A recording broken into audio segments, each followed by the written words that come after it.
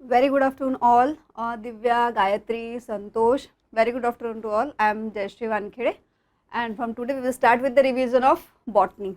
Clear? आज से हम बॉटनी का रिवीजन स्टार्ट करेंगे. आपका लास्ट इसमें मैडम ने क्लास चैप्टर 4 तक के रिवीजन ले चुके हैं मैडम. ठीक है, रिवीजन क्लासेस स्टार्ट हो चुकी थी. First 4 chapters she had done with first 4 chapters.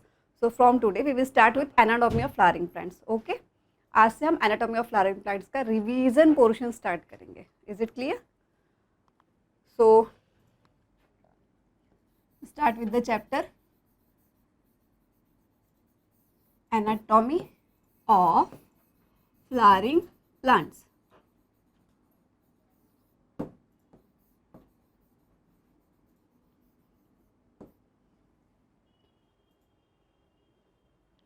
Okay, clear है यहाँ तक?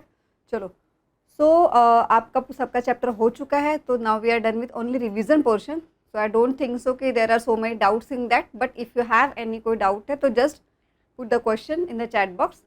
आई will try to reply it in the class itself, otherwise और in the next class. Done. So we will start with anatomy today. सबको anatomy का meaning पता है? सबको anatomy का मीनिंग पता है? Divya, my name is Jayshree Wankhede. Yes, so सभी को एनाटॉमी का मीनिंग पता है. क्लियर है? Again I am repeating the meaning of anatomy. सबसे पहले चैप्टर का नाम ही समझ लेंगे क्या होता है. The meaning of anatomy is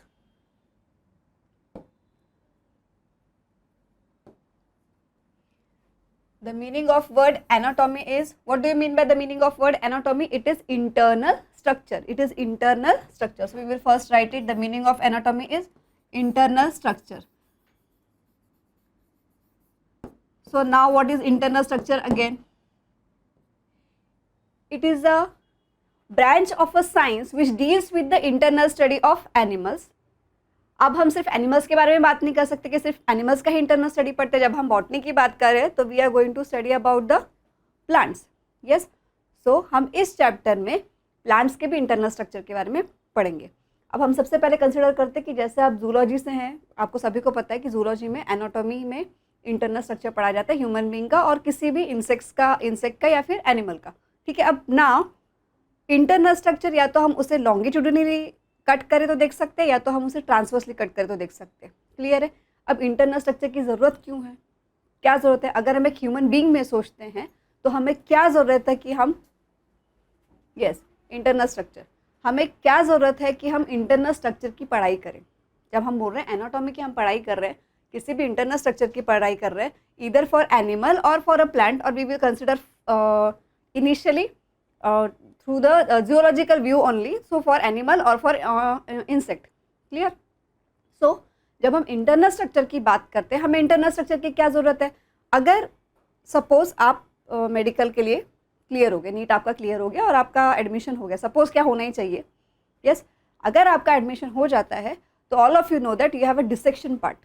dissection होता है. What do you mean by dissection? जिसमें आपको ऑर्गेनिज्म को कट करना होता है. तो हम उसे कट करके क्या ऑब्जर्व करते हैं उसमें डायसेक्शन में?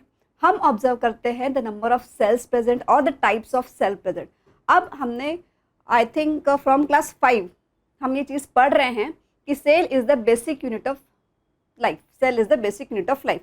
क्या होता है सेल? अगर बेसिक यूनिट ऑफ लाइफ है, हमने उसके बाद पढ़ा धीरे धीरे हायर क्लासेस में कि सेल कंबाइन होकर टिश्यूज़ बनाते हैं, वो खुद का एक टिश्यूज़ फिर कंबाइन होकर ऑर्गन बनाते हैं. यस, और उसके बाद हमें ये सब पता है कि हर एक सेल का खुद का एक पर्टिकुलर फंक्शन होता है. हर एक टिश्यू कंबाइन होकर उसके बाद एक ऑर्गन बनाता है और हर एक उस ऑर्गन का स्पेसिफिक फंक्शन होता है. यस, बट सबसे जो बेसिक पार्ट है सेल जो है, वो सारे ऑर्गन्स के अलग अलग टाइप के सेल होते हैं और अलग अलग टाइप के सेल, हर सेल अपना अपना इंडिविजुअल फंक्शन करता है. ठीक है, अब ये तो हम सेल के बारे में बोल रहे हैं. इसके बाद अब यही टिश्यू क्या होता है, हायरार्की में इन्वॉल्व होकर क्या बनाता है? ऑर्गन बनाता है. नेक्स्ट है उसके बाद में कि सेल्स का जो पर्टिकुलर फंक्शन, ऑर्गन या फिर उसका रोल पता करने के लिए हमें क्या पढ़ना होता है? हमें किसी भी इंसेक्ट की, किसी भी लिविंग ऑर्गेनिज्म का इंटरनल स्टडी करना होता है. अब क्या हम इंटरनल स्टडी सिर्फ एनिमल्स की या इंसेक्ट की या ऑर्गेनिज्म की ही करेंगे? नहीं, हम eight the same time internal study कुछ प्लांट्स की भी करते हैं. अभी हमने जो प्लांट का चैप्टर का हेडिंग दिया हुआ है एनाटॉमी ऑफ फ्लावरिंग प्लांट, सो इसमें से हमें ये समझ में आता है कि हम इसमें किस टाइप के प्लांट का स्टडी करने वाले हैं, एनाटॉमी का स्टडी करने वाले हैं। The plant which bear flowers, the plant which bear flowers, जिन प्लांट में फ्लावर्स होते हैं हम ऐसे ही प्लांट्स का एनाटॉमी का स्टडी करने वाले हैं। क्लियर। अब जब हम फ्लावरिंग प्लांट की बात करें तो at the same time we can say about the angiosperms. So we are going to study about the angiosperms. Clear है। हम किसकी पढ़ाई करेंगे? We are going to study about the angiosperms. And now as we say about the flowering plant, that means we are talking about the angiosperms. ये clear है यहाँ तक के सभी को? yes, कोई डाउट है इसमें? No sorry. तो जब हम एंजियोस्पर्म्स की पढ़ाई कर रहे हैं तो हम एंजियोस्पर्म्स में हम सिर्फ दो टाइप कंसिडर करेंगे, dicots as well as monocots. What? Dicots. Study about the dicots and the monocots. Now when we say about the internal structure of any living organism or internal structure of any insect, at that time जब हम cell का पढ़ रहे हैं तो पहले ही आपको बता दिया गया था जब मैंने चैप्टर स्टार्ट किया, रिवीजन स्टार्ट किया, कि हम वेरी गुड हम क्या कर रहे हैं, जब उस वक्त पढ़ रहे हैं तो हम सेल का स्पेसिफिक फंक्शन जानने की कोशिश कर रहे हैं। तो जब हम फ्लावरिंग प्लांट में डाइकॉट या मोनोकॉट के बारे में पढ़ेंगे तो एनाटॉमी हमें क्या, यानी मेरा आपसे क्वेश्चन ये है कि एनाटॉमी पढ़ने का रीज़न क्या होना चाहिए। ठीक है, हम एनाटॉमी क्यों पढ़ रहे हैं? जब हम लिविंग ऑर्गेनिज्म या इंसेक्ट या ह्यूमन बीइंग की बात करते हैं तो उस वक्त हम एनाटॉमी पढ़ते हैं कि अगर हमारे सेलुलर स्ट्रक्चर में कोई प्रॉब्लम आया हुआ है, so that we can diagnose the disease in regard to human beings. ठीक है, जूलॉजी के अगर रिगार्डिंग हमने अगर सोचा तो हम डिजीज़ डायग्नोज कर सकते हैं एनाटॉमिकल स्ट्रक्चर का स्टडी करने की वजह से। ठीक है, उसके ऊपर ट्रीटमेंट दे सकते हैं ना। What about the plants? Plants में क्यों पढ़ने की ज़रूरत पड़ रही है? क्योंकि हम डाइकॉट्स और मोनोकॉट्स दोनों में डिफ्रेंशिएशन क्रिएट कर सके। ठीक है, इन दोनों में हम डिफ्रेंशिएशन क्रिएट कर सके कि ये दोनों डिफ्रेंशिएट कैसे हैं, डाइकॉट्स और मोनोकॉट्स का इंटरनल स्ट्रक्चर कैसे एक दूसरे से डिफरेंस है, ये हमें पता करना है। इसीलिए हम इंटरनल स्ट्रक्चर का स्टडी कर रहे हैं फ्लावरिंग प्लांट्स। क्लियर? क्लियरिटी लिया? Yes. Now we move to the next slide. Now till here we will done with the study of means branch of science which is anatomy, and what is the necessary to study about the anatomy of animals or of plants, but most probably we are talking about the plant only as we are the botany students. Now we will study about next topic is tissue. Is this color visible? Yes. Is it visible? Yes, it is visible. So we study about tissue. Now what do you mean by tissue? बेटा ये chapter सबका हो चुका है, तो I think all of we know कि what is tissue. What is tissue? अभी मैंने थोड़ी देर पहले बताया कि हम क्लास 5 ऑनवर्ड पढ़ रहे हैं सेल के बारे में। अगर 5th ने तो कम से कम 7 से पढ़ ही रहे हैं कि what is a cell, then what is tissue, then what is organ. So what is the cell, what is tissue? Tissue is what? Group of cells. What is tissue? Tissue is group of cells. Now what kind of group of cell is this? What kind of group of cell is this? ये किस type का group of cell होता है जिसमें common function हो और उसका common origin हो। Group of cells having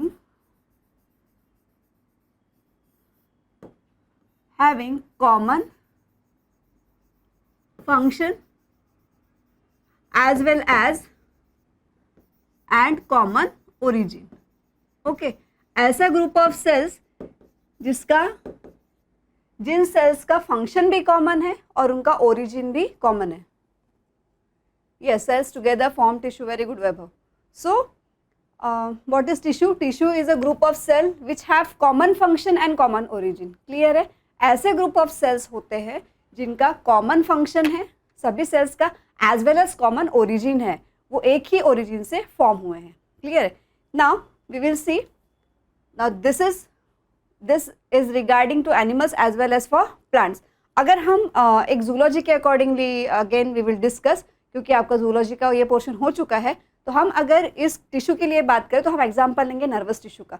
nervous tissue की अगर हम बात करते हैं तो नर्वस टिश्यू के जो सेल्स होते हैं वो सब कैसे होते हैं, सभी के सभी कॉमन फंक्शन करते हैं और सभी के सभी कॉमन ओरिजिन से बने हुए होते हैं। अब कॉमन फंक्शन क्या होता है, वो नर्व इम्पल्स कंडक्ट करता है, ठीक है, ब्रेन को अलर्ट करता है, ब्रेन के मैसेजेस कन्वे करता है।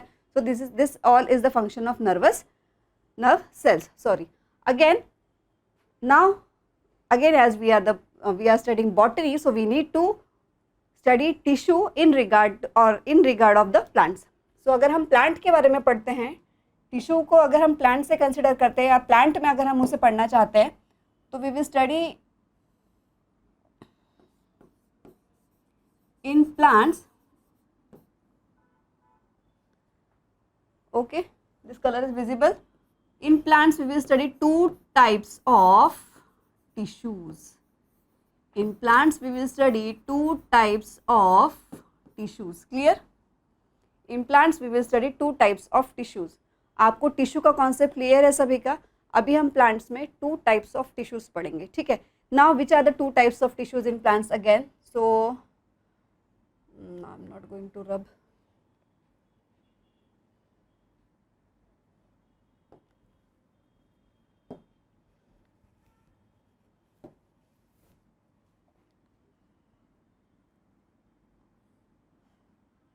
We'll go for two types of tissues.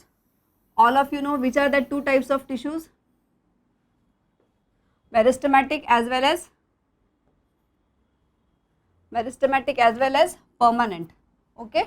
So we will start with the two types of tissues in plants. First one is we will study about the meristematic tissue.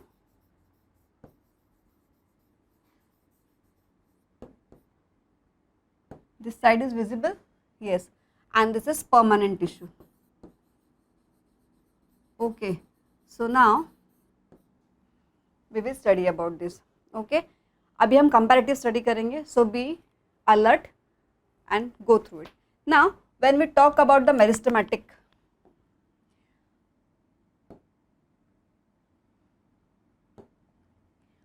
meristem is the Greek word. Okay. Meristem is itself a Greek word. I said meristem is a Greek word which means division. Okay. Meristem, it is a Greek word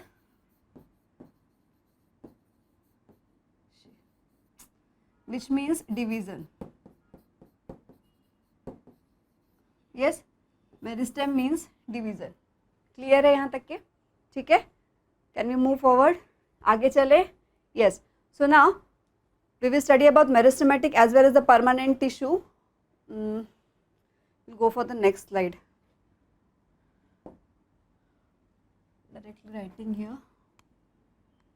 Plants. Two types of tissues.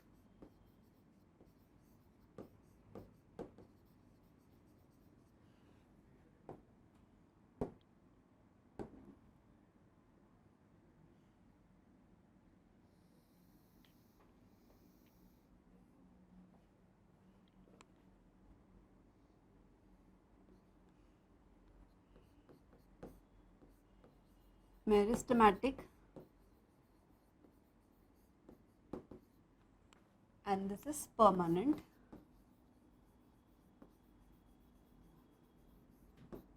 Okay, meristematic and permanent. Now we will study about this. I told you that meristem is the Greek word.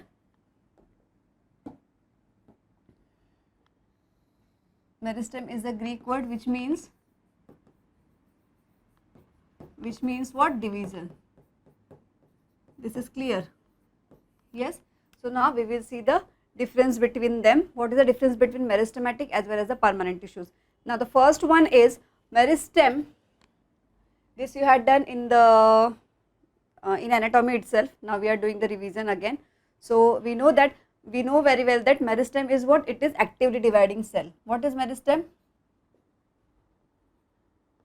It is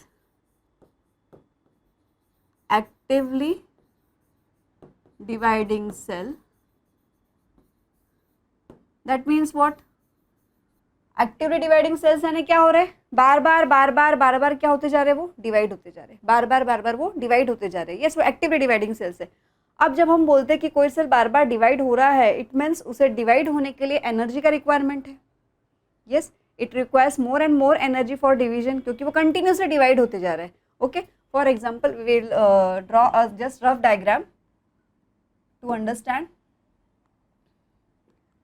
suppose this is one cell, ये एक cell है, clear, ये division में जाता है, ये अगर division में गया है तो ये 2 सेल बनाता है। यस, अगेन ये 2 सेल्स नेक्स्ट 2 सेल्स में कन्वर्ट होते हैं। Yes, and likewise this is going to multiply, this is going to divide and redivide and redivide. तो अगर ये बार बार डिवाइड होता है, जैसे हम भी अगर कोई काम दिन भर कर रहे हैं, सपोज पढ़ रहे हैं, तो अगर आप पढ़ भी रहे हैं दिन भर बैठ के, तो आपको क्या लगता है, भूख लगती है बार बार, यू रिक्वायर एनर्जी। यस, और आप खाना खाते हैं, जितनी बार आपको भूख, जो भी खाते हैं दिन भर में, स्नैक्स खाते हैं, जो भी खाते हैं, क्यों खाते हैं, क्योंकि आपको बार बार भूख लग रही है। आप कुछ काम अगर कर रहे हैं तो आप थक जाते हैं और आपको बार बार भूख लग रही होती है, एनर्जी का रिक्वायरमेंट है। तो as in the same way अगर सेल डिवाइड हो रहा है, कंटिन्यू डिवाइड हो रहा है, वो अगर वो कंटिन्यू डिवाइड हो रहा है, तो it requires energy for division, it requires energy for division. Yes, तो during division what happen, they use all the food which they have stored food. उनके पास फिर बचेगा क्या कुछ भी? No, they don't have any kind of stored food. So हम इसमें नेक्स्ट पॉइंट लिखेंगे that stored food is,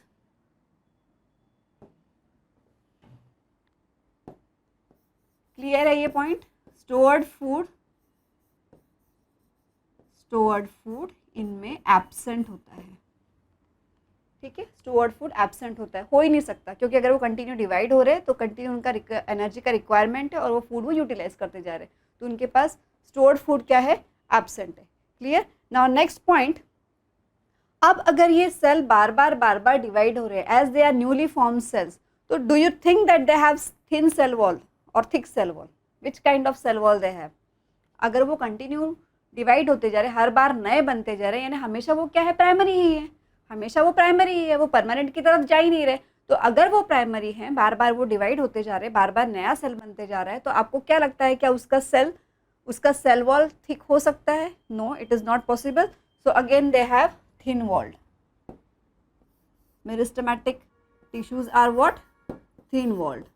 I am giving the reason here also that why they are thin walled, as what should be the reason for this? The reason is as newly formed, newly form है तो nature कैसा है उनका, primary है। Newly form sales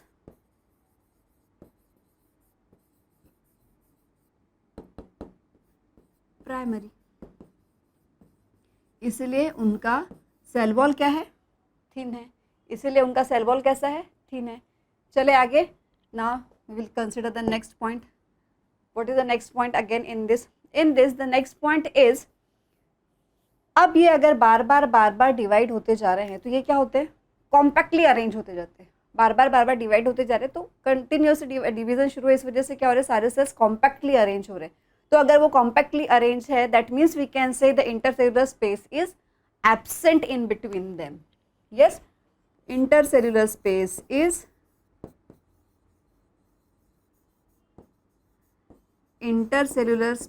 is absent. Clear है क्यों absent है?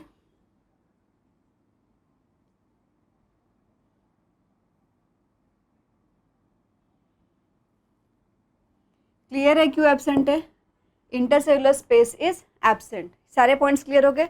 Then अब अगर बार बार डिवाइड हो रहे हैं, इसका मतलब ये कहीं फॉर्म हो ही नहीं रहे, और अगर ये फॉर्म नहीं हो रहे तो इनमें कोई भी स्पेशलाइजेशन नहीं आ रहा है, इनकी सेल्स में कोई भी स्पेशलाइजेशन नहीं आ रहा है। ठीक है, ये कोई स्पेसिफिक फंक्शन परफॉर्म ही नहीं कर पा रहे, तो इस वजह से इन्हें हम क्या कहेंगे, इन्हें हम कहेंगे immature sales.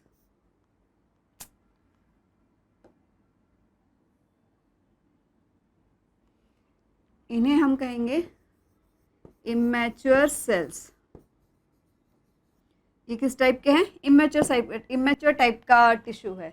Now the next one is, अब अगर ये इमैच्योर है, ये बार बार डिवाइड हो रहे हैं, एनर्जी इनके पास स्टोर ही नहीं है, तो अगर ये बार बार डिवाइड हो रहे हैं, इनके पास एनर्जी स्टोर नहीं है, जैसे हम मेरिस्टेमेटिक का नेचर जानते हैं कि ये कंटिन्यू डिवाइड होते रहता है, तो क्या इनके पास किसी भी तरह का वेस्ट क्रिएट होगा? वेस्ट क्रिएट नहीं होगा। अगर वेस्ट क्रिएट नहीं होगा तो इन्हें किसी भी टाइप के डस्टबिन की ज़रूरत नहीं है। जैसे सपोज अगर हम किसी नए घर में जाते हैं जस्ट रहने के लिए, कोई नया फ्लैट लिया है आपने, आपका इंडिपेंडेंट घर है, आप जाते रहने के लिए, तो आप जिस दिन जाते रहने के लिए क्या तुरंत उस घर में उस दिन कचरा जमा हो जाता है? नहीं होता, धीरे धीरे कचरा जमा होता है, तब हमें एक डस्टबिन का ज़रूरत होता है। सही बात है। तो क्या होता है, सेल्स के साथ भी जब ये सेल्स कंटिन्यू खुद को डिवाइड करते जा रहे हैं, इनके पास किसी भी टाइप का स्टोर फूड नहीं है, तो इनके पास किसी भी तरह का वेस्ट भी क्रिएट नहीं होता है। तो अगर वेस्ट क्रिएट नहीं होता है, हम जानते हैं कि प्लांट्स में वेस्ट वेस्ट को जमा करने के लिए या एज अ डस्टबिन जो ऑर्गेन काम करता है, उसे हम क्या कहते हैं? वैक्यूल कहते हैं। क्या कहते हैं? वैक्यूल। सो जो वैक्यूल इसमें प्रेजेंट होगा या एब्सेंट होगा, अगर हम मेरिस्टेमेटिक टिश्यू की बात करते हैं, वो बार बार डिवाइड हो रहा है, इसलिए vacuole is absent. Vacuole is absent, absent और वी कैन से नेग्लिजिबल। और अगर प्रेजेंट है भी तो it is in small size. It is in what? Small size. Clear? It is in small size. अगर वैक्यूल प्रेजेंट है तो it is present in small size. ना नेक्स्ट इज, अब ये हो गया, अब फिर से हम वही बात मैं कह रही हूँ आपसे कि मेरिस्टेमेटिक सेल है, बार बार डिवाइड हो रहा है क्योंकि उसकी प्रॉपर्टी है बार बार डिवाइड होना, एक्टिवली डिवाइडिंग सेल है। तो कैरियोकाइनेसिस और cytokinesis eight the same time चल रहा है। ठीक है, अगर वो कैरियोकाइनेसिस चल रहा है, कैरियोकाइनेसिस भी परफॉर्म कर रहा है, it means the nucleus is what? The nucleus is very prominent. The nucleus is what? It is very prominent. That means in meristematic tissue, prominent nucleus is present.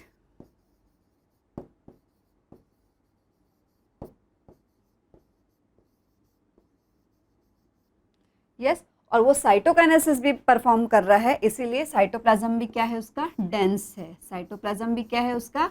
Dense है।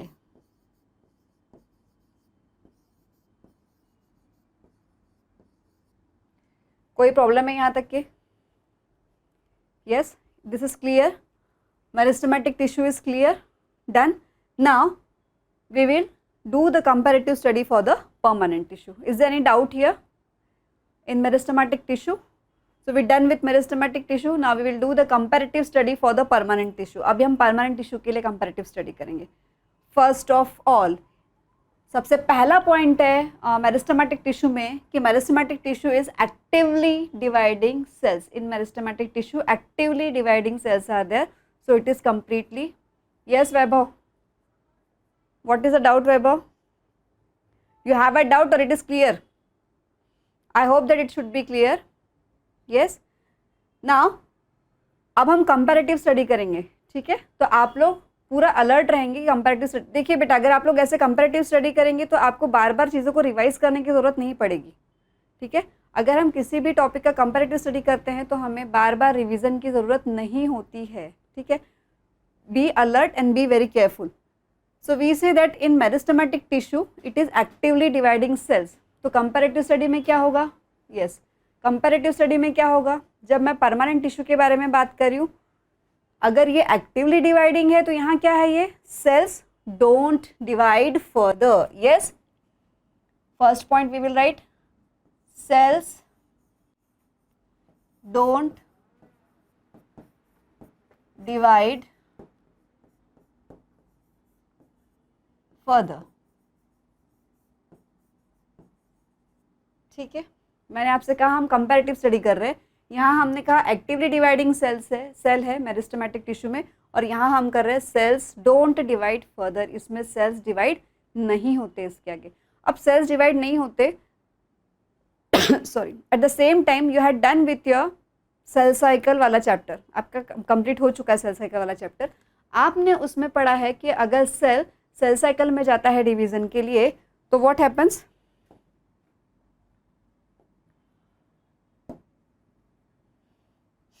Cell जब cell cycle में जाता है division के लिए, मैं यहाँ एक रफ स्ट्रक्चर आपको बता रही हूँ.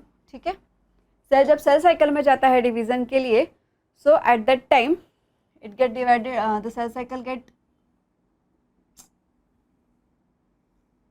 this is G1, yes, this is G1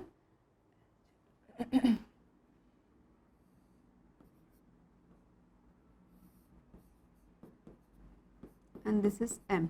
जब हम बोलते हैं कि सेल कंटिन्यू डिवाइड हो रहा है, मेरिस्टेमेटिक सेल कंटिन्यू डिवाइड हो रहा है, ठीक है। अब जब हम परमानेंट की बात कर रहे हैं और हम कह रहे हैं कि cell don't divide further now, अब इसमें क्या हो रहा है, अब क्या होता है जब यहाँ से सेल सेल साइकिल में डिवाइड होना जाना शुरू करता है, ठीक है। जब सेल साइकिल में जब सेल सेल साइकिल में जाना शुरू करता है, ओके, यहाँ से कंप्लीट जब करता है सेल साइकिल, वो इंटरफेज और एम फेज में जाता है, ठीक है, और यहाँ डिवाइड होता है। यहाँ आपका सेल डिवाइड हो गया, अब ये डिवाइड होके फिर से जीवन में जाना चाहता है, क्योंकि हम बोल रहे हैं कि कंटिन्यूसली डिवाइडिंग सेल है।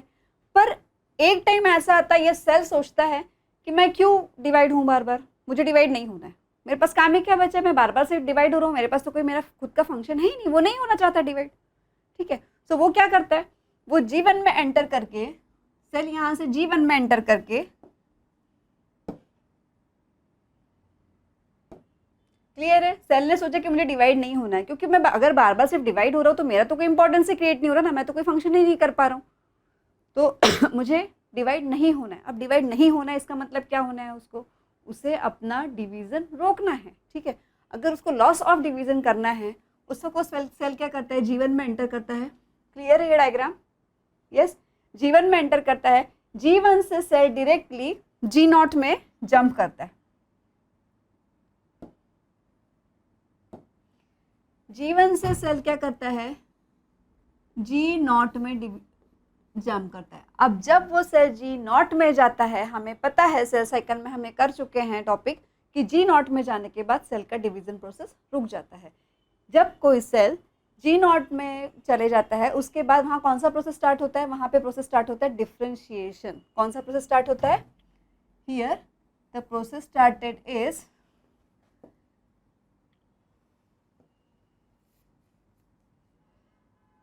यहाँ कौन सा प्रोसेस स्टार्ट हुआ, डिफरेंशिएशन, क्लियर है।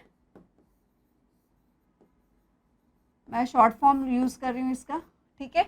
यहाँ डिफरेंशिएशन स्टार्ट होता है। डिफरेंशिएशन का मीनिंग ही ये होता है कि सेल का डिवीजन किस रिस्पेक्ट में परमानेंट है, it becomes permanent with respect to size and function. किस रिस्पेक्ट में परमानेंट हो गया, साइज एंड फंक्शन के रिस्पेक्ट में ये परमानेंट हो चुका है सेल, ठीक है।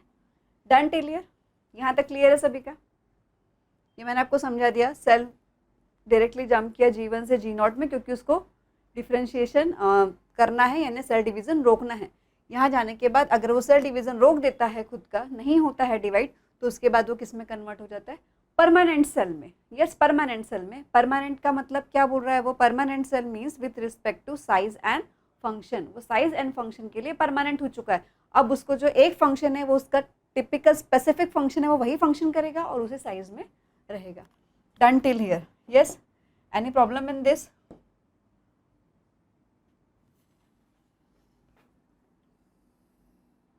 Clear now? This is very much clear. Now we will go for the next point in what, in permanent. First point clear हो गया, सेल्स डोंट डिवाइड फर्दर। जब हम सेल्स डोंट डिवाइड फर्दर बोल रहे हैं तो वो क्या कर रहे हैं, हमने यहाँ पे अभी बता दिया, it will undergo differentiation. Yes, quiescent stage. Now when we say that cells stop division further, it stop dividing further, now what happened to the cell, it will undergo what, it will undergo, cell will undergo differentiation process, ठीक है। so we will write about this, that this will undergo, or cell will undergo the differentiation process, will undergo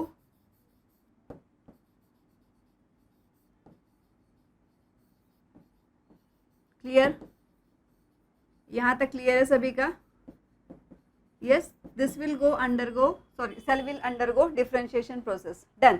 now after this, now when we say differentiation, अभी मैंने थोड़ी देर पहले आपको समझा, अगर हम डिफरेंशिएशन स्टेज में गया है बोल रहे हैं, that means it becomes permanent, that means it have specific structural as well as physiological function. So it has specific structural plus physiological function. Again the example is nerve cell. Nerve cell का structure एकदम specific है, as well as उसका function भी एकदम specific है, ठीक है, as well as उसका function भी एकदम specific है. अगर हम प्लांट की बात करें, आपका हो चुका है again anatomy, mesophyll cell, you are done with the mesophyll cell. Mesophyll cell का स्ट्रक्चर एकदम फिक्स होता है और उसका फंक्शन होता है फोटोसिंथेसिस, ये उसका फिक्स फंक्शन है. क्लियर है? I am going to write here the examples also. So examples, nerve cell in human being and mesophyll cell for plant. Clear है यहाँ तक के? ठीक है. Now we will go ahead. Yes, done. Now we'll go ahead. Again, we'll come to the permanent tissue. The second point in meristem is, this is the clearance for the first point only. Okay, this is the clearance for the first point only. Again, it performs the specific function. We are done with this. Now we will go for the next point for the permanent tissues. आपका second point meristematic का बोलता है कि it stored food is absent in meristematic cell. But जब हम permanent tissues की बात कर रहे हैं, हम बोलते हैं परमानेंट टिश्यू तो डिवाइड होना बंद हो गया क्योंकि उसके पास स्पेसिफिक फंक्शन आ गया, स्पेसिफिक स्ट्रक्चर है उसका. अगर उसका स्पेसिफिक फंक्शन स्टार्ट हो चुका है तो उसे जितनी ज़रूरत है उस सेल को, वो उतना ही फूड यूटिलाइज करता है और बाकी एक्स्ट्रा फूड क्या होता है उसके पास, स्टोर होता है. तो हम यहाँ पे ये लिख सकते हैं, ठीक है, हम यहाँ पे ये लिख सकते हैं कि स्टोर्ड फूड व्हाट, प्रेजेंट. मैंने आपसे पहले ही कहा है कि हमें कंपैरेटिव स्टडी करना है, ठीक है. स्टोर्ड फूड क्या है बेटा, इसमें क्या है बेटा, स्टोर्ड फूड इसमें प्रेजेंट है. ओके, क्लियर हो गया यहाँ तक के? आगे चले. यस. नाउ अब थर्ड पॉइंट है हमारे पास मेरिस्टेम का कि थिन वॉल्ड है. सेल्स कैसी हैं इसकी, थिन वॉल्ड है. बट परमानेंट टिश्यूज के केस में सेल्स ईदर थिन वॉल्ड और थिक वॉल्ड. अब अगर ऐसा है तो कैसे होगा, यानी स्टडी कैसा होगा, थिन वॉल्ड और थिक वॉल्ड? इसलिए क्लास 9 में आपने पढ़ा है, कि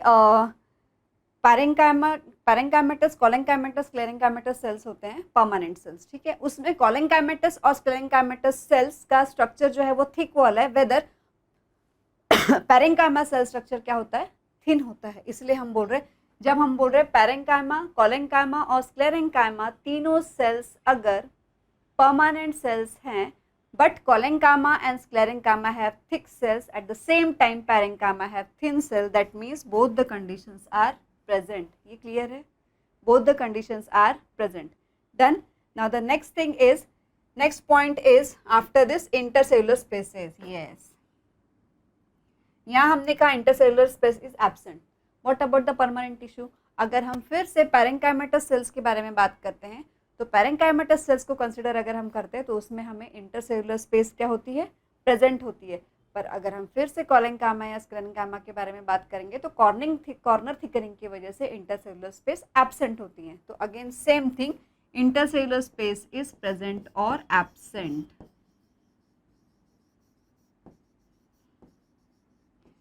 Intercellular space present or absent. Clear? Intercellular space is present or absent. Yes. Again, these are immature क्योंकि इनके पास कोई फंक्शन नहीं है, ये बार बार डिवाइड होते जा रहे हैं, कोई स्पेसिफिक फंक्शन ही नहीं है करने के लिए. पर जब हम परमानेंट टिश्यूज की बात करते हैं, परमानेंट टिश्यूज में सेल्स एक बार डिवाइड हो चुके हैं, उसके बाद they stop dividing and they perform the specific function. They perform the specific function. So क्या हम इन्हें immature cells कहेंगे? No, these are the mature cells. Yes, these are what? These are the mature cells. Clear? And the next point is again, अभी तो mature हो चुके हैं, इनका specification हो चुका है function का, ये काम कर रहे हैं, ठीक है. तो और ये कब के बने हुए हैं? अगर ये मैच्योर हो चुके हैं, इनका डिवीजन स्टॉप हो चुका है, इसका मतलब ये कब के बने. तो अगर ये कब के बने हुए हैं तो इनमें वैक्यूल क्या रहेगा, प्रेजेंट है. वैक्यूल प्रेजेंट है. Eight the same time eight the same time क्या है, वैक्यूल का नंबर भी ज़्यादा है, यस वैक्यूल प्रेजेंट है with increase in size, this arrow for increase, okay, increase in size as well as increase in number, clear, increase in number, clear till here, yes this is clear. So now I'm going to revise it again, ठीक है, please go through it very carefully. हमने start किया anatomy से, done, उसका definition किया, उसके बाद हम टिश्यू पे आए. टिश्यू में हमने एनिमल या फिर इंसेक्ट के बारे में बोला कि टिश्यू में जो सेल्स प्रेजेंट होते हैं वो कैसे होते हैं, बहुत स्पेसिफिक होते हैं, उनका कॉमन फंक्शन होता है, वो they arise from the common origin. Again now we need to study about the plants. So in plants we have two type of tissues. In plants we have two type of tissues, and these two type of tissues are meristematic as well as the permanent tissue. In meristematic tissue, it is a Greek word and it means division only. Yes, division means to divide. So the first point in meristematic tissue is it is actively dividing cells. Yes, it is actively dividing cells. और आपको इस तरीके से दिखाया है actively dividing कैसे होते हैं, 1 के 2, 2 के 4, फिर से उन दो के ही डिवाइड होंगे, ठीक है, कंटिन्यूसली डिवीजन चलता रहेगा. सो एक्टिवली डिवाइडिंग सेल्स है, इसी वजह से वो सिर्फ कंटिन्यू डिवाइड होते जा रहे हैं, इसी वजह से उन्हें एनर्जी का रिक्वायरमेंट है. That's why they don't have stored food. So stored food is absent in them. Thin walled है क्योंकि न्यूली फॉर्म्ड है, बार बार बन रहे हैं, तो प्राइमरी है, कंप्लीटली प्राइमरी है, परमानेंट नहीं हुए हैं, मैच्योरिटी नहीं आई है, इस वजह से उनका सेल वॉल कैसा है, थिन वॉल्ड है. अगेन बार फॉर्म होने की वजह से वो कॉम्पैक्टली अरेंज है, इसीलिए इंटरसेल्युलर स्पेस क्या है उनका, इंटरसेल्युलर स्पेस क्या है उनमें एब्सेंट है, क्योंकि वो कॉम्पैक्टली अरेंज्ड है. देन अगर वो कॉम्पैक्टली अरेंज है, न्यूली फॉर्म्ड है, बार सिर्फ बन ही रहे हैं, कोई फंक्शन नहीं कर पा रहे हैं, तो वो क्या है eight the same time immature है. फिर वो बार बनते जा रहे हैं, इस वजह से उनके पास कोई वेस्ट भी क्रिएट नहीं हो रहा है, बनते जा रहे से डिवाइड होते जा रहे, जो एनर्जी स्टोर है ही नहीं, एनर्जी जो यूज़ हो रही है वो कंटिन्यू खत्म होती जा रही है, इस वजह से उनके पास कोई वेस्ट प्रोडक्ट बचता ही नहीं है. वेस्ट प्रोडक्ट नहीं होने की वजह से वो क्या है, उन्हें वैक्यूल की ज़रूरत नहीं है, वैक्यूल एब्सेंट है कम्प्लीटली. अगर है भी तो इट इज़ निग्लिजिबल और it is in small size. Again division continue शुरू रहने की वजह से उनमें कैरियोकाइनेसिस और साइटोकाइनेसिस दोनों प्रोसेस चल रही है. तो कैरियोकाइनेसिस चल रही है, दैट मीन्स उनका न्यूक्लियस क्या है, बहुत प्रोमिनेंट है, और साइटोकाइनेसिस कंटिन्यूस चल रहा है, इसलिए क्या है साइटोप्लाज्म भी बहुत डेंस है. यहाँ तक क्लियर है? I hope it is very much clear. Next we will do the comparative study about the permanent tissue. Permanent tissue में हमने पढ़ा कि सेल्स डोंट डिवाइड फर्दर. सबसे पहला पॉइंट मेरिस्टेम में बोलता है कि it is actively dividing. Permanent में बोलता है कि cells don't divide further, it stop dividing. क्या होता है ये हमने यहाँ देख लिया, साइकिल में सेल साइकिल से निकल के वो परमानेंट फेज में जाता है, G0 में जाने की वजह से डिफरेंशिएशन प्रोसेस में चले जाता है, जिस वजह से वो परमानेंट हो जाता है with respect to size and function. अगर वो डिवाइड नहीं हो रहा है, इसका मतलब वो क्या हो रहा है, it will undergo differentiation process. ये यहाँ क्लियर हो गया है. Structural and physiological, again nerve cells है, एग्जाम्पल उसका नर्व सेल है और मेसोफिल सेल है. फिर हम यहाँ कह रहे हैं कि अगर हमें परमानेंट सेल है, what is the question there about nucleus of permanent. Yes, it is prominent again as it is a permanent cell. So stored food is present and it won't require more energy for further division. Yes, so they can store its food. Then thin or thick wall may be there. As I said, the parenchyma, collenchyma and sclerenchyma is the example of permanent tissue. Yes, it is the example of permanent tissue. Intercellular spaces are present or absent. Again the arrangement of parenchymatous, collenchymatous and sclerenchymatous cells. It is mature again, क्योंकि division रुक चुका है, उनके पास specific function है करने के लिए, that means it undergoes only mature condition. And the last one, vacuoles are present with its size increasing as well as its number increasing. Now we will go for the next topic और we will see the types of meristematic tissue. Okay, we see the types of meristematic tissue. Our next heading is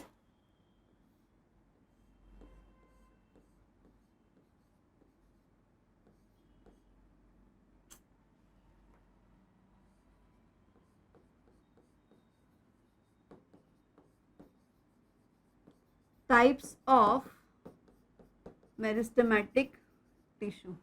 Okay, now we'll see the types of meristematic tissue.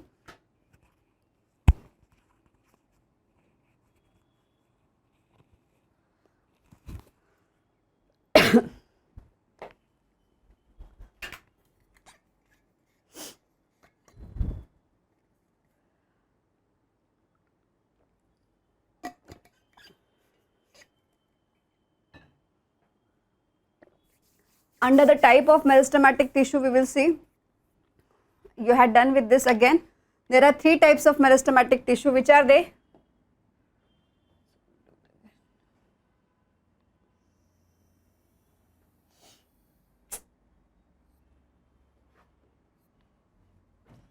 Three types of meristematic tissues are there. The first one is what? Apical.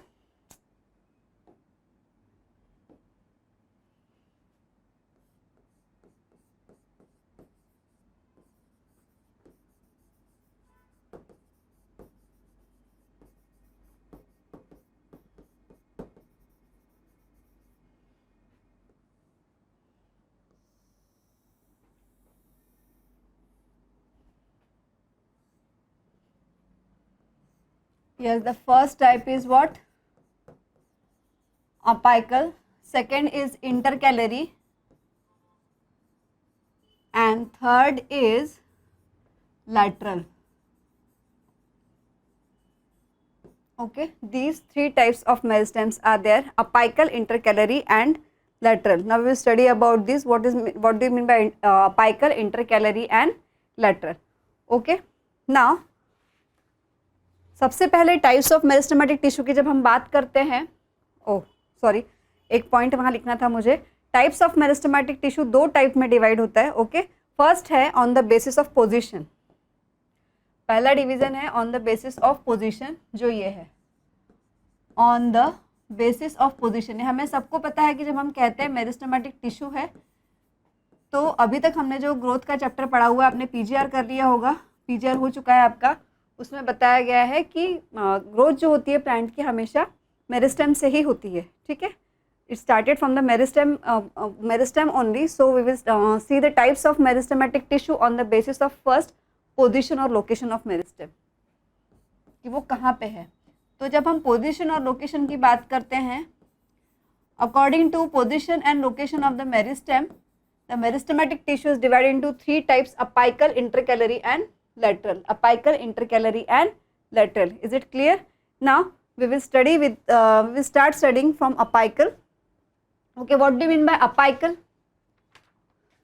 What do we mean by apical? We will go to the next slide and then for some writing will come here. चलो first हम देख लेते हैं apical, intercalary and lateral. Detail study यहाँ करेंगे और बाद में उस शीट पे हम नोट डाउन करेंगे. So will start with the apical meristem. Apical means, what do mean by apical? Apical itself means present at the apex. First point, what? Apical means present at the apex. Apex का meaning नहीं समझ में आता तो tip. ठीक है, present at the apex और the tip. Now of what? किसके टिप पे, किसके अपेक्स पे? It is present at the tip of और apex of shoot as well as root. Yes, it is present at the tip और apex of shoot as well as root. Clear है? Yes, वो apex पे, yes, occur at the tip of roots और shoots. Vaibhav, very good. तो वो क्या होता है? एपेक्स पे प्रेजेंट है, या तो शूट के एपेक्स पे प्रेजेंट है या तो रूट के एपेक्स पे प्रेजेंट है. यहाँ तक क्लियर है सभी का? आगे चलते हैं. अब जब हम शूट या रूट के एपेक्स पे बोलते हैं तो we will see that how it is present. ठीक है,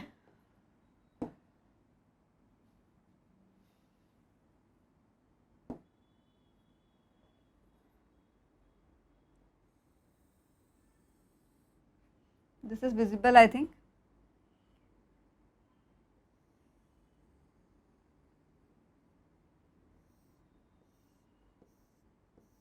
ठीक है, ये आपका शूट है और ये रूट है।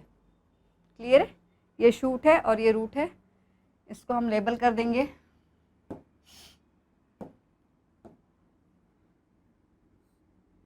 ये शूट है और ये रूट है।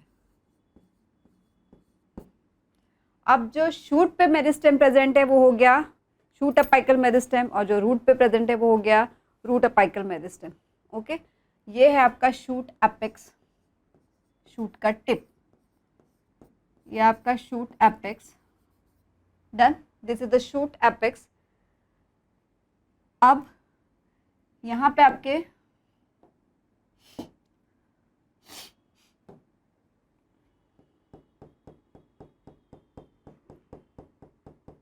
यहाँ पे मेरिस्टेमेटिक सेल्स प्रेजेंट है शूट के एपेक्स पे। ठीक है, इसे हम कहेंगे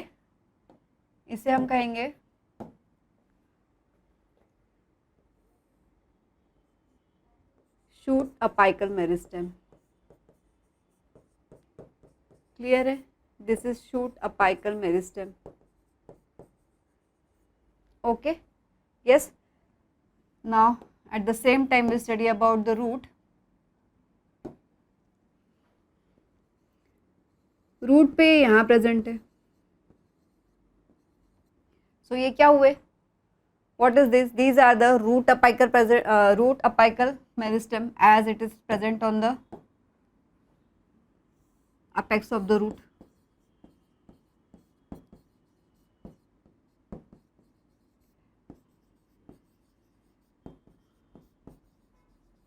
अब इसका मीनिंग क्या हुआ?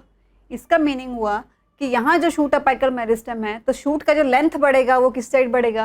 शूट अपाइकल मेरिस्टेम का ऊपर की साइड बढ़ेगा। ठीक है, यहाँ से शूट अपेक्स का लेंथ यहाँ से बढ़ेगा शूट अपाइकल मेरिस्टेम से। रूट का length toward root apical meristem से नीचे की तरफ बढ़ेगा। ठीक है,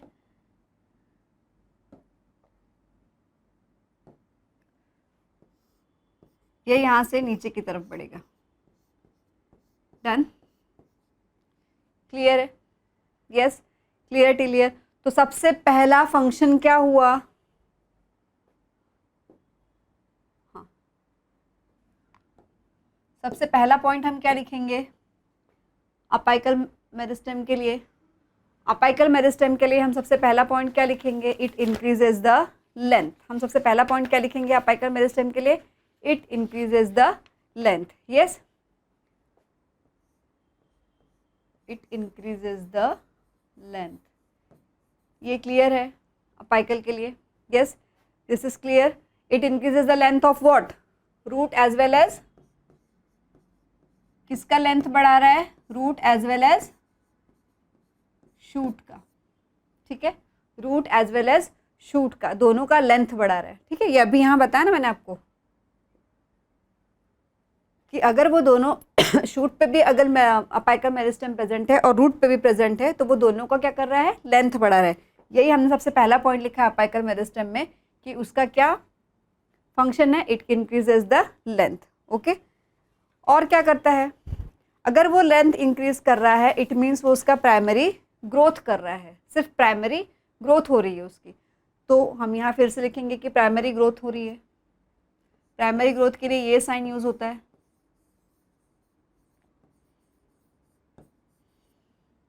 प्राइमरी ग्रोथ हो रही है, प्राइमरी ग्रोथ में क्या दिखता है हमें? इंक्रीज इन लेंथ दिखता है। ठीक है, प्राइमरी ग्रोथ में हमें क्या दिखता है? इंक्रीज इन लेंथ दिखता है। अब अगर हम इस डायग्राम को ठीक से देखते हैं तो ये शूट अपाइकल मेरिस्टेम से ये फर्दर ग्रोथ यहाँ दिखाएगा। ठीक है, और ये ऐसा ग्रोथ होगा। ठीक है ना, तो ये क्या कर रहा है? लेंथ में इंक्रीज दिखा रहा है, इसलिए आपको सेकंड पॉइंट लिखवाया गया है कि वो प्राइमरी ग्रोथ दिखा रहा है, वो प्राइमरी ग्रोथ दिखा रहा है। अब हम इसी स्लाइड में एक फर्दर इसके डिटेल्स में जाएंगे। जब हम अपाइकल मेरिस्टेम की ग्रोथ की बात करते हैं, आपके एनसीईआरटी में एक लाइन मेंशन की गई है कि while increasing,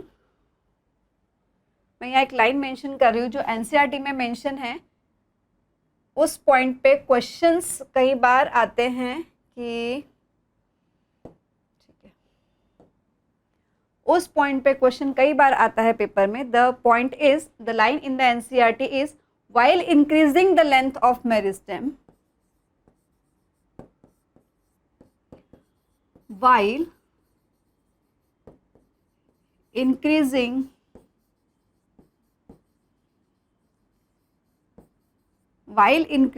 the length of meristem, yes, while increasing the length of meristem, some apical meristems left behind, some apical meristems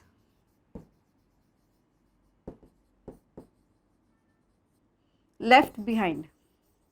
ठीक है, अब इसका मीनिंग समझते क्या होता है. जब इंक्रीज हो रहा है लेंथ का मेरिस्टेम से अगर इंक्रीज हो रहा है तो कुछ मेरिस्टेम क्या होता है, कुछ अपाइकल मेरिस्टेम वहीं पीछे छूट जाते हैं. इसका मीनिंग देखते हैं हम डायग्राम के अकॉर्डिंगली कैसे आएगा. चलो नेक्स्ट पेज पे देखते हैं, यहीं ड्रॉ करते हैं. सपोज ये डिवाइड हो गई, ये तो समझ गया कि उसकी लेंथ इंक्रीज हो रही है, प्राइमरी ग्रोथ हो रही है उसमें. यस, तो जब प्राइमरी ग्रोथ हो रही है, मैं यहाँ पे फिर से एक रफ डायग्राम ड्रॉ कर रही हूँ. ठीक है, जब ये प्राइमरी ग्रोथ हो रही है अपाइकल शूट अपाइकल मेरिस्टेम के साइड में अगर हम कंसिडर करेंगे, सपोज यहाँ पे बहुत सारे मेरे इसके मेरिस्टेम प्रेजेंट है. यस, यहाँ पे शूट अपाइकल मेरिस्टेम प्रेजेंट है. अब क्या हुआ, कुछ टाइम बाद जब इसमें प्राइमरी ग्रोथ होती है तो ये शूट अपाइकल मेरिस्टेम इस तरह ग्रो होता है. तो ये मेरिस्टेम कहाँ शिफ्ट हो गए, ये जो शूट अपाइकल मेरिस्टेम यहाँ थे, इसको हम SAM लिखेंगे. ये शूट अपाइकल मेरिस्टेम किस साइड शिफ्ट हो गए, शूट अपाइकल मेरिस्टेम यहाँ शिफ्ट हो गए. जब वो यहाँ शिफ्ट होते हैं साइमल्टेनियसली, यहाँ शिफ्ट होते हुए पूरे के पूरे मेरिस्टेमेटिक सेल्स ऊपर, शूट अपाइकल मेरिस्टेम्स ऊपर डिवाइड नहीं, ऊपर शिफ्ट नहीं होते उसके लेंथ के साथ में, कुछ यहीं छूट जाते हैं. तो ये जो यहाँ कुछ छूट गए हैं, ये जो यहाँ कुछ छूट जाते हैं यहाँ से ऊपर जाने के बाद में, हमने कहा यहाँ से इसकी लेंथ बढ़ चुकी है, यहाँ से इसने पोजीशन छोड़ दी, तो अब शूट अपाइकल मेरिस्टेम मेरा क्या है, ये है. But at the same time यहाँ से जब वो लेंथ इंक्रीज करता है उस वक्त वो कुछ मेरिस्टेम्स पीछे ही छोड़ देता है. तो ये जो यहाँ मेरिस्टेम बच जाते हैं, जो पूरे ऊपर नहीं जाते हैं, ये किस में कन्वर्ट होते हैं, ये यहाँ पे डेवलप होते हैं एक्सिलरी बड में. किस में डेवलप होते हैं, एक्सिलरी बड में. ठीक है, एक्सिलरी बड को ही हम क्या कहते हैं, लैटरल बर्ड्स. ये किस में डाइवर्ट होते हैं, कन्वर्ट होते हैं एक्सिलरी बर्ड में, और इसे ही हम क्या कहते हैं, लैटरल बर्ड्स. क्लियर है. यही लैटरल बर्ड्स फर्दर आगे जाके जब डेवलप होते हैं उस वक्त ये किस में कन्वर्ट हो जाते हैं, हम इसे ड्रॉ करेंगे. ये मैंने कहा ये एक्सिलरी बर्ड में कन्वर्ट हो गया. एक्सिलरी बर्ड ही हमें और फर्दर डेवलपमेंट के बाद में क्या दिखाएगा, यहाँ पे ब्रांच में फॉर्म हो जाएगा. अब आपको समझ में आ रहा है ब्रांच कैसे बनती है, ये दोनों साइड बनेगी ब्रांचेस. ठीक है, ये दोनों साइड ऐसे ब्रांचेस बनेंगे. अगेन जब ये यहाँ से डिवाइड, यहाँ से लेंथ इंक्रीज करना स्टार्ट करेगा, फिर पूरे के पूरे मेरिस्टेमेटिक सेल्स ऊपर नहीं जाएंगे, जो निकल जाएंगे वो निकल जाएंगे इलांगेट होने के लिए, लेंथ इंक्रीज करने के लिए स्टेम का. और जो यहाँ छूटेंगे फिर यहाँ पे नए अपाइकल बड बनेंगे, यहाँ से फिर नए ब्रांचेस बनना स्टार्ट हो जाएंगे. क्लियर है, ये कॉन्सेप्ट क्लियर है. यस, सो इस तरीके से मेरिस्टेमेटिक सेल डिवाइड होते हैं, लेंथ इंक्रीज करते हैं. हम अपाइकल मेरिस्टेम कर रहे थे. Okay, so due to the time constraint again rest of the portion we will see tomorrow, but we will complete this first. यहाँ तक क्लियर हो गया सभी का. यहाँ बट ब्रांचेस फॉर्मेशन स्टार्ट हो जाती है. इस तरीके से मेरिस्टेमेटिक सेल डिवाइड होकर ब्रांचेस फॉर्म करते हैं. ओके, अब एक्सिलरी बर्ड कैसा बना, it form from left behind portion. कैसा बना, it form from left behind portion of what, left behind portion of what, of meristematic cell.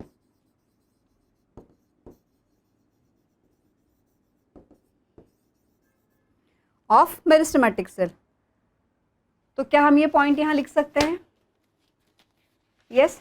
So our third point is, नहीं we done with the third point. सो यहाँ पे जब ये meristematic cell divide होके, ये पॉइंट वेरी क्लियर है. This is in the NCERT, very particular about this. इस टाइप के क्वेश्चंस नीट में पूछे जाते हैं कि कौन सा सेल पीछे छूटने की वजह से एक्सिलरी बड फॉर्म होते हैं, तो कौन सा सेल की वजह से फॉर्म होते हैं, मेरिस्टेमेटिक सेल्स की वजह से, यस अपाइकल मेरिस्टेमेटिक सेल्स की वजह से जो पोर्शन छूट जाता है। अब जो प्राइमरी मेरिस्टेम जो मेरिस्टेम प्राइमरी ग्रोथ में इन्वॉल्व होते हैं उन्हें कहा जाता है प्राइमरी मेरिस्टेम। जो मेरिस्टेम प्राइमरी ग्रोथ में इन्वॉल्व होते हैं उन्हें कहा जाता है primary meristem.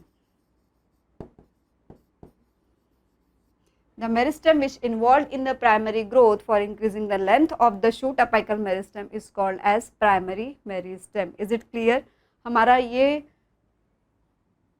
form from left behind portion of shoot apical, form from left behind portion of shoot apical meristem. ठीक है? So this is all for today. Tomorrow we will see intercalary as well as lateral. Yes, intercalary और lateral हम कल करेंगे, पर कल यहाँ तक के रिपीट नहीं किया जाएगा। अपाइकल मेरिस्टम मैं बिल्कुल भी रिपीट नहीं करूँगी। We will start with intercalary and lateral. So please revise it very carefully, go through it from your book and prepare it. And please कल ये नहीं होना चाहिए कि मैडम अपाइकल फिर से एक बार करवाइए, अपाइकल नहीं करवाया जाएगा। We will start from intercalary as well as lateral only. Okay, thank you.